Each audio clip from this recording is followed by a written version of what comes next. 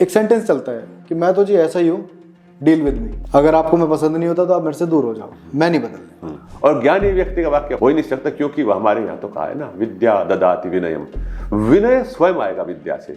बात तो बहुत अच्छी है, बच्चे तो लाने पड़ेंगे, आएंगे नहीं, वो लाने पड़ेंगे। हमें ऐसे बालक उत्पन्न करने पड़ेंगे। यही भोजन जो सरकार पहुंचा रही है 20, 30, 50 साल पहले यही भोजन के लिए लाले थे कि जनसंख्या विस्फोट हो रहा है। मुझे तो नहीं लगता जनसंख्या विस्फोट हो रहा है। आज यदि आप देखेंगे अच्छे लोग संतानें कम पैदा कर रहे हैं। ये कौन सी संस्कृति है जी? ये कौन सा विज्ञान है? ये विज्ञान समझा दो भाई, ये कौन सी नैतिकता है? और वो फिर संतानें भी उत्पन्न नहीं कर रही है 30, 40 साल तक, तो प्रकृति के विपरीत जा रहे हैं। तो लॉस्ट जनरेशन खत्म। छोटे भाई बड़े भाई भी होने चाहिए, छोटी बहन बड़ी बहन भी होनी चाहिए, तो 4-5 लोगों में जाके एक परिवार बनता है। तो यही बच्चे हैं जो वो कहते हैं मुझे अपने हाल पे छोड़ दीजिए, मुझे कुछ मत कहिए। ये उस फ्रस्ट्रेशन का कारण है जो आपने पहले पूछा था। सरकार भी जगह जगह दीवारों पे यहाँ वहाँ तमाम चीजें चिपकाती रहती है लिख लिख के, तो एक विचारधारा धीरे धीरे पनप गई। तो सोचते हैं कि अगर 4 हो गए और 2 को सरकारी में डाल दिया, 2 को इनमें डाल दिया, तो फिर उनके बीच में भेद आ जाएगा। जनसंख्या विस्फोट नहीं होगा 5 बच्चों से, ये निश्चित रूप से बात मान लेना। और उनमें से एक यदि साधु भी हो गया, अर्थात साधु होंगे बच्चे, ये भी एक स्वाभाविक वृत्ति है कि 5 स्टार और सरकारी स्कूल। और सरकारी स्कूलों की दुरावस्था है, परंतु पहले होते ही सरकारी स्कूल से 40 साल पहले के अंदर क्या है ना, वो विज्ञापन वाले लिफाफे पे देखना, पैकेजिंग पे देखना, वो आंखों से ना बिना चश्मे पढ़ भी नहीं सकते, इतना बारीक लिख रहा है इसके अंदर क्या है। ऊपर नकली रंग ऊपर दिखाया जाता है। उदाहरण के लिए देखो, सेब है, सेब सुंदर ऊपर चित्र दिखाएगा सेब का, आम के चित्र दिखा रहा है, फलों के चित्र है, बेच कुछ और चीज रहा है, चीज दिखा कुछ और रही है। तो ये जो मार्केटिंग है, ये वस्तुतः है वही भौतिकतावाद है। ये प्राचीन काल में भी होती थी, परंतु ये समाज के ऊपर नहीं आती थी, एक स्थान पर ये रहती थी, किसी स्तर पर रहती थी। परंतु जब पूरा समाज के ऊपर ये आ जाती है, तो वस्तुतः जो समाज का ताना बाना वो तो टूट गया।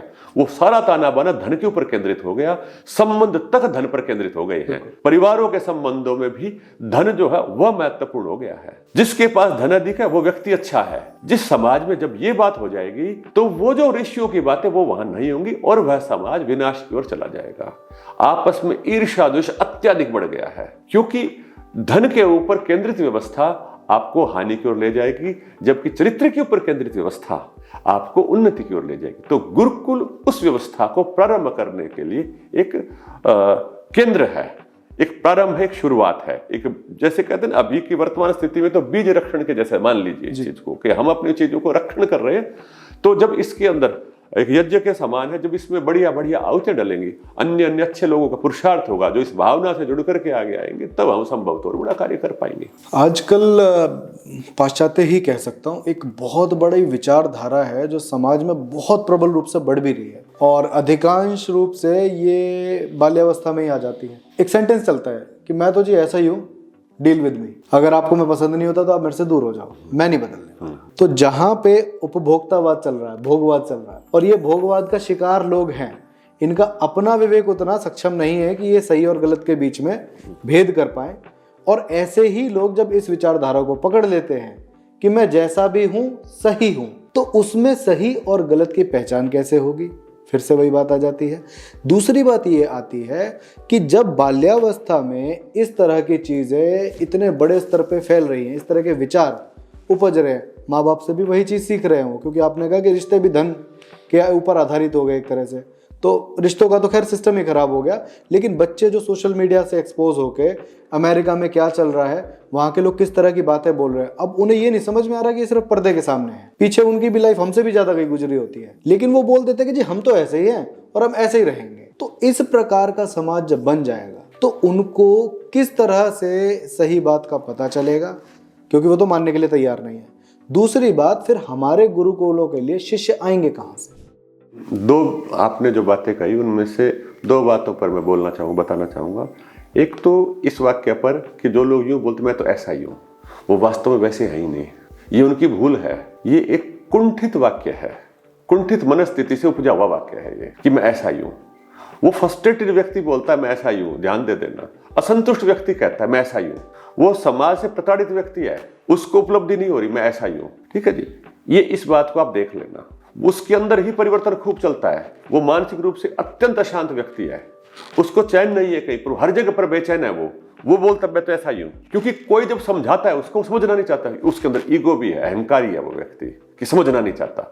और ज्ञानी व्यक्ति का वाक्य हो ही नहीं सकता, क्योंकि वह हमारे यहाँ तो कहा है ना, विद्या ददाति विनयम, विनय स्वयं आएगा विद्या से। ये पढ़ लिख करके भी अहंकारी होना ये विद्या का लक्षण ही नहीं है, उसको आता ही नहीं है। एक बात। दूसरी बात जो आपने कहा कि बच्चे आएंगे कहां से, बात तो बहुत अच्छी है, बच्चे तो लाने पड़ेंगे, आएंगे नहीं, वो लाने पड़ेंगे, हमें ऐसे बालक उत्पन्न करने पड़ेंगे। ये महत्वपूर्ण बात है। मैं इस बात को बार बार बोल रहा हूं, फिर से कहूंगा और आगे भी कहते रहेंगे। देखो, आज से जिन लोगों, बड़े लोगों को पता है 30-40 साल पहले ऐसी स्थितियां नहीं थी, जिसको विज्ञान के कारण, प्रौद्योगिकी के कारण से जो लाभ हुआ वो यही है कि जीवन सरल हो गए थोड़े से। आज मुझे नहीं लगता कि कोई व्यक्ति भूखा मरता है हमारे देश में।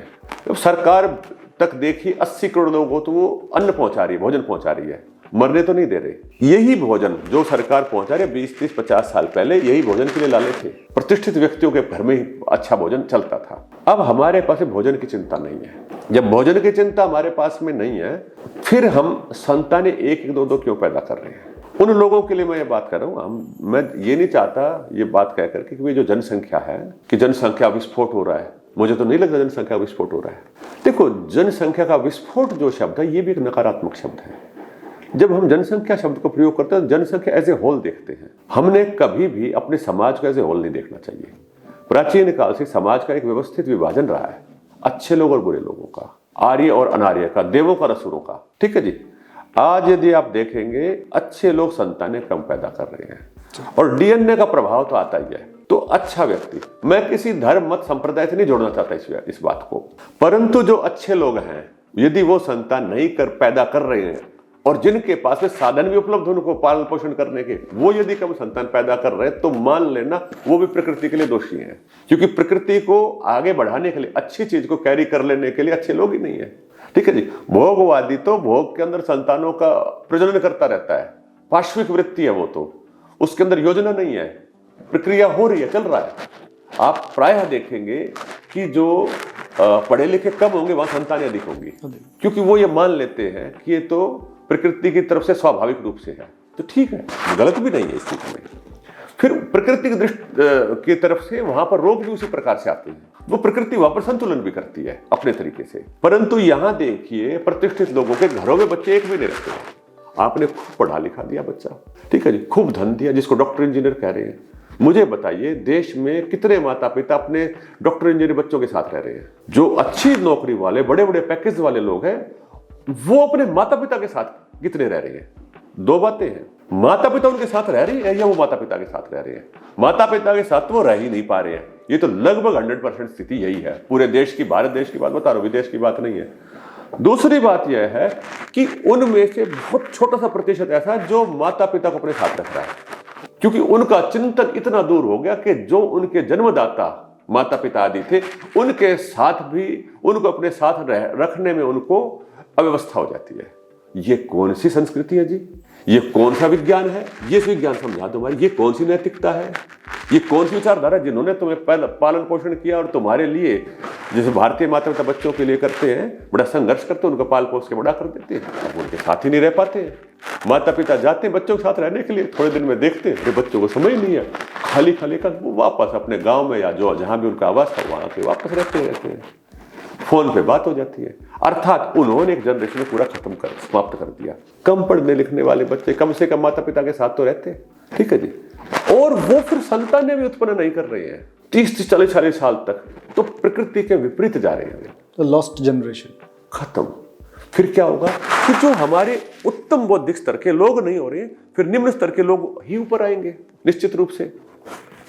तो इसलिए जिन लोगों में सामर्थ्य सक्षम है उनको संतान 3-4 तक उत्पन्न करने चाहिए। बहुत सारी बातें इसके अंदर देखो, भाई और बहन दोनों होने चाहिए, छोटे भाई बड़े भाई भी होने चाहिए, छोटी बहन बड़ी बहन भी होनी चाहिए। तो 4-5 लोगों में जाके एक परिवार बनता है। उन संबंधों का वो लोग अनुभव नहीं कर सकते कि जिनकी बहनें नहीं है। वो अपनी अगली जनरेशन को भी हानि पहुंचा रही, क्योंकि अगली जनरेशन में न चाचा होंगे, न ताऊ होंगे, न बुआ होंगी, न मौसियां होंगी। तो कितने बड़े समाज को जो एक बच्चे को हमने पैदा कर दिया, एक बच्चे को एक बच्चा हुआ, तो जो वो बच्चा हुआ छोटा वाला, उसको न चाचा है, न ताऊ है, न बुआ है, उनका प्रेम कैसा होता है, वो पूरे सिस्टम से ही कट रहे हैं। कितनी बड़ी हानि हो रही है।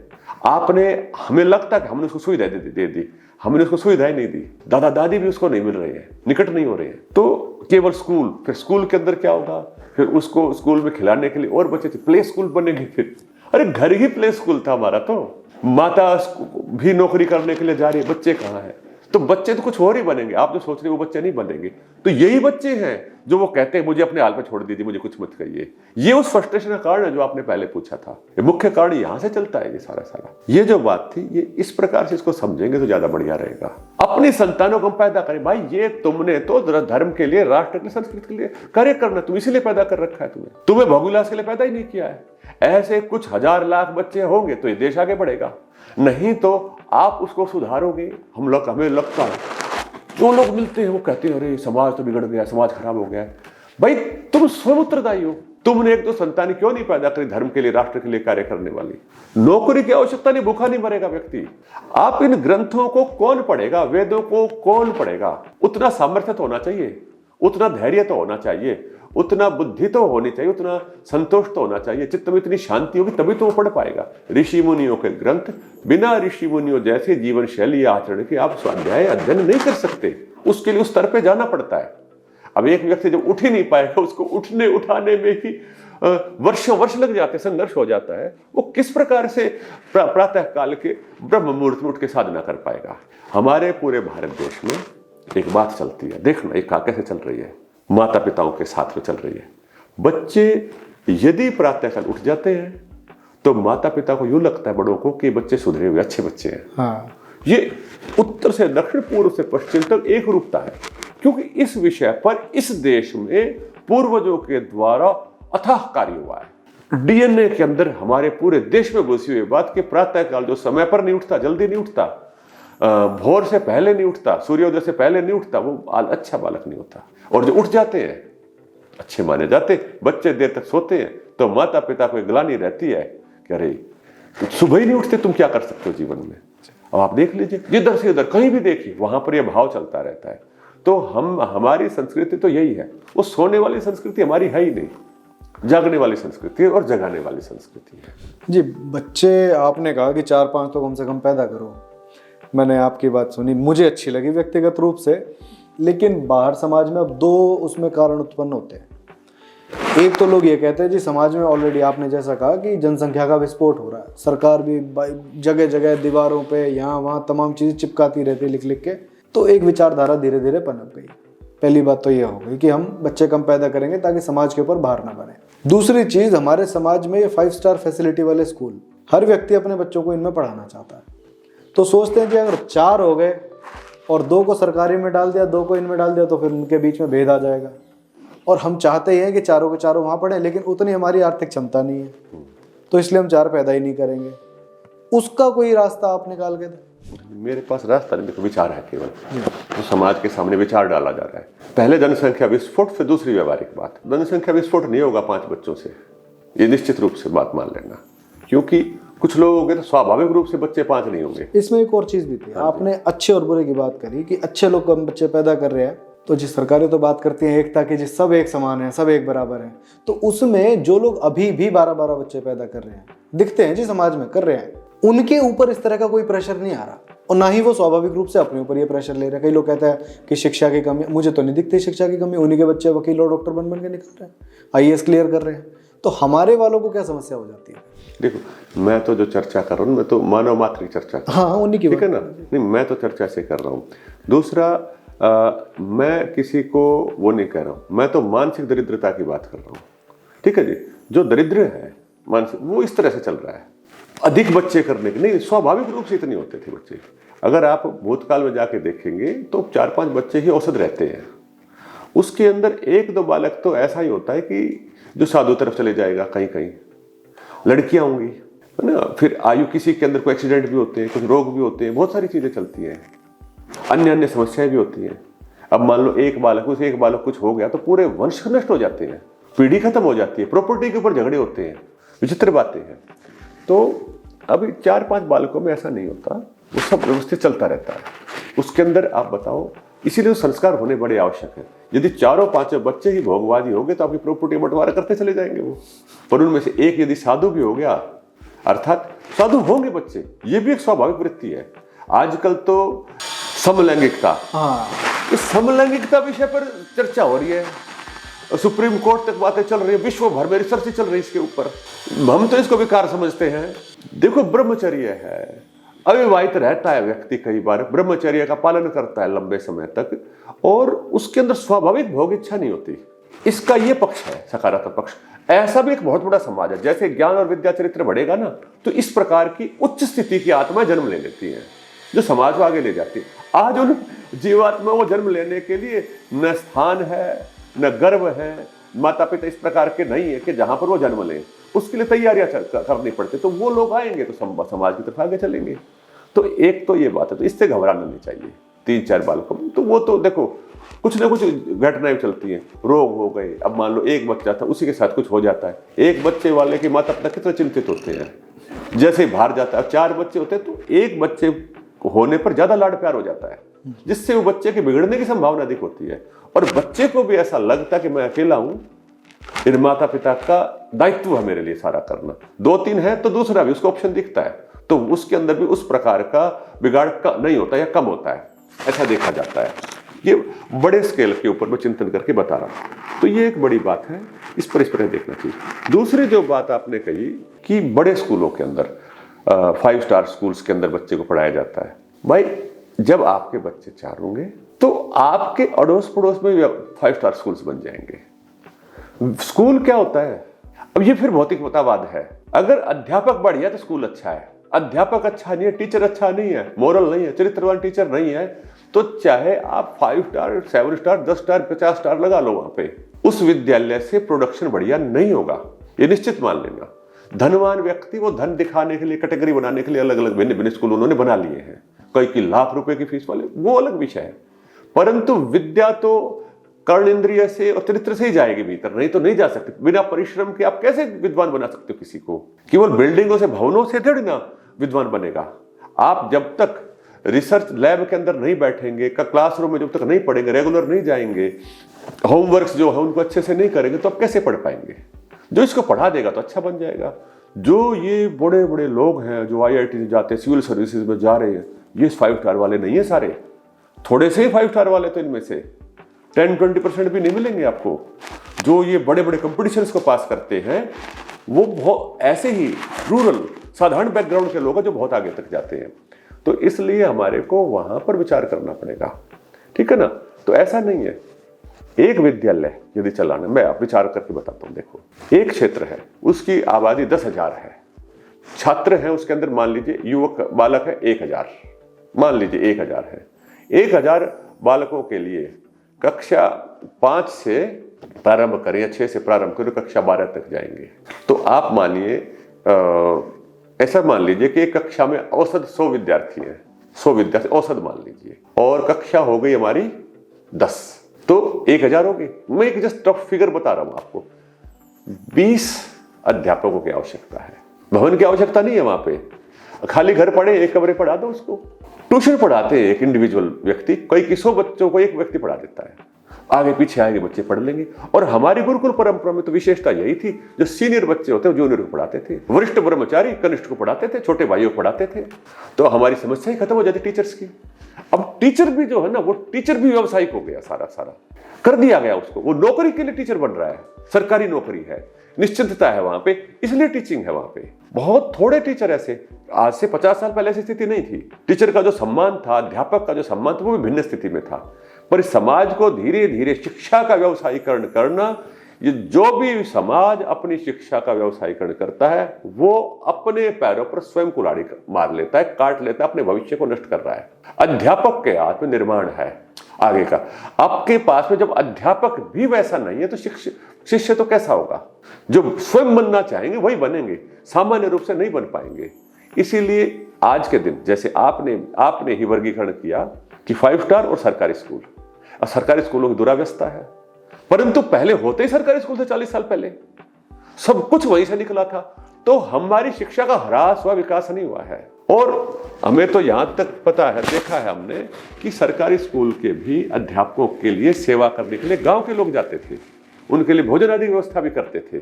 और यहां तक था कि अपने सरकारी स्कूल के अंदर अच्छे अध्यापक लाने के लिए सिफारिशें की जाती थी, मन्नतें करी जाती थी डिपार्टमेंट में जाकर के कि भाई हमारे यहाँ पर अच्छे अध्यापक आए, जिससे पूरे गांव का वातावरण अच्छा हो, क्योंकि पूरे गांव का वातावरण वहीं से चलता था। अब इस वातावरण को खराब किया गया है योजनाबद्ध ढंग से, क्योंकि जो शिक्षण है वह शिक्षण ही आपके राष्ट्र के भविष्य की नींव डालता है। केवल धन कमाने से, केवल नौकरी से राष्ट्र नहीं बनता है, राष्ट्र निर्माण नहीं होता है। वो तो आपके अंदर जब नैतिकता का विकास होगा, आपके अंदर चरित्र का विकास होगा, उसी से होगा, ये जान लेना। उच्च स्थिति के लोग थे, अर्थात जो स्वयं चरित्रवान थे, उनके बच्चे निम्न चरित्र के हो गए। तो इसके लिए उत्तरदायी कौन है? इसके लिए उत्तरदायी दो चीजें हैं, तीसरी चीज हो नहीं सकती। माता पिता को उत्तरदायी नहीं ठहरा सकते आप, माता पिता का तो एक कार्य है, कर्तव्य है, वो कर सकते। शिक्षकों को भी उत्तरदायी नहीं ठहरा सकते आप, ये व्यवस्था ही उत्तरदायी है और शिक्षा का व्यवसायीकरण उत्तरदायी है। दो चीजें राजनीति हमारी कि जिसने ये निर्णय करे कि शिक्षा का व्यवसायीकरण किया जाए, और ये व्यवसायिक शिक्षा उत्तरदायी है जो हमारे चरित्र का नाश कर रही है। अब क्या होगा कि जिन लोगों को ये चीजें अच्छी लग रही है, हमारी चीजें सुनने में, जो चारित्रिक शिक्षा चाह रहे हैं और वो भिन्न भिन्न पदों पर गए हुए हैं, वो लोग मिलकर के कार्य करेंगे, तभी इस चीज को पलटा जाएगा। हजारों हजार साल की परंपराएं जिसको गुलामी के काल में नष्ट नहीं किया जा सका, शिक्षा के इस सारे व्यवस्था को, वो आज भारत की स्वतंत्रता के बाद नष्ट हो गई। जितने बड़े चरित्र का ह्रास पिछले 40-50 साल में हुआ है, इतना पिछले 500 साल में और 5000 साल में नहीं हुआ होगा, ऐसा हमारे को स्पष्ट रूप से दिख रहा है।